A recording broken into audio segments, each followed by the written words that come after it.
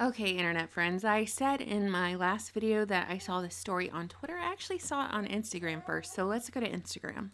This post is from Tiffany. It says, long post, but please read. Jackson Wyatt was born April 18th at 4 p.m., 6 pounds, 13 ounces, 20 inches after a great labor and delivery. I got exactly 60 seconds with him after birth before they took him away for more tests, which I expected. After I got back to my room, the cardiologist came and told us that Jackson was looking great and his O2 stats were in the 90s. Phenomenal for a baby with TGA, which is like a heart defect they're born with, and he wasn't sure if they were going to transport him to the Phoenix Children's Hospital that night or in the morning, and wasn't even sure if he was going to need to be helicoptered. Shortly after, the nurse told me I tested positive for COVID. I do not have COVID. I am not sick. I haven't been exposed to anyone with COVID. I had it back in December, but never tested for it. They treated us different from then on. Around 6 p.m., I kept asking for another update on Jackson with no response.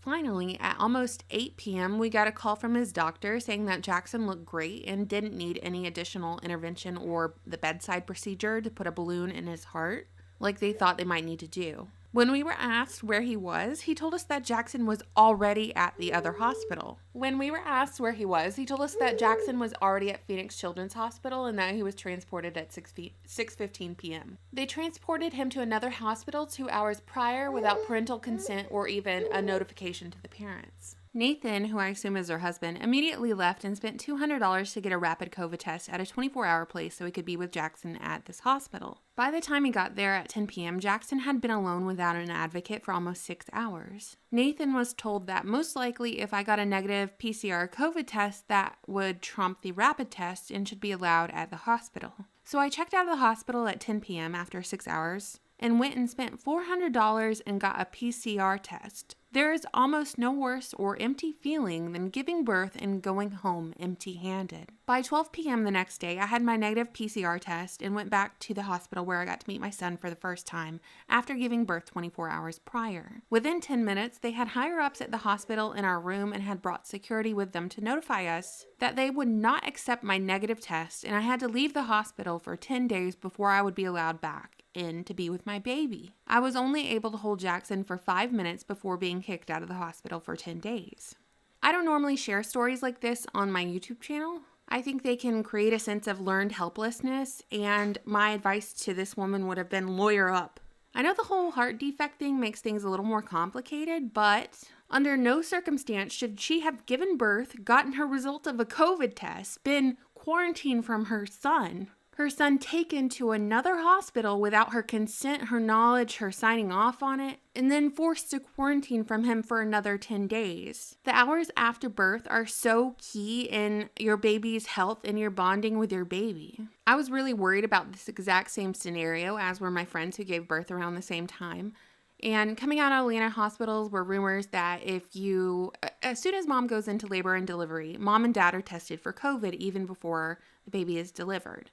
If your test comes back positive, if mom or dad test positive, then you would be quarantined from the baby for X amount of days.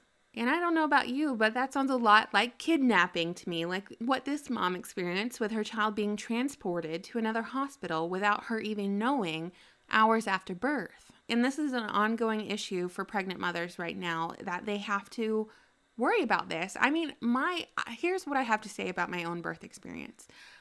It wasn't that bad because I didn't have to wear a mask the entire time. And for me to have said that, like, the bar is so low. I didn't have to wear a mask and suffocate while giving birth. Great. Had a good experience. Great. So if you're a mom about to give birth in the hospital, know that you can't be held there against your will. They can't kidnap your child from you. You are your child's only advocate. You can't sit around and wait for someone else to be their advocate if you feel a certain type of way and feel like you're being pushed in a direction that you don't want to go. You can leave against medical advice. You have to sign some papers, but you can also get a lawyer and they can handle that for you. So I read this story. I feel real bad for the lady. I don't want to read stories like this anymore. They break my heart and I don't want to put them on my channel. They're terrible, but this whole medical tyranny is going in such a direction where you just see the boulder in free fall, right? And you can tell everyone standing underneath the boulder where it's going to land to get out of the way, but how many will listen? I hope that some people are listening. And because if you don't say enough is enough and you don't advocate for yourself, for your children, no one else is going to say it for you.